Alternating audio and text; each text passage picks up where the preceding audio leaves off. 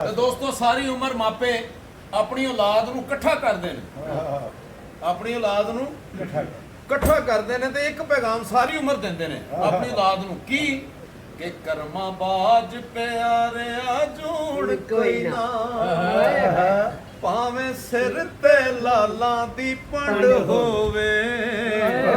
ਬੀਜੀਏ ਕਣਕ ਤੇ ਉਗ ਪੁਗਾਟ ਪੈਂਦਾ, ਭਾਵੇਂ ਕਾਸ ਨੇ ਆਈ ਦੀ ਵੰਡ ਹੋਵੇ, ਝੂਠੇ ਹੋ ਕੇ ਜਾ ਬਾਜ਼ਾਰ ਵਿਕਦੇ, ਭਾਵੇਂ ਮਗਰ ਦਲਾਲਾਂ ਦੀ ਡੰਡ ਹੋਵੇ, ਤੇ ਪਾਈਆਂ ਬਾਜ ਮੁਹੰਮਦਾ ਕਣ ਨੰਗੇ, ਭਾਵੇਂ ਮਗਰ ਕਬੀਲੇ ਦਾ ਤਰੰਡ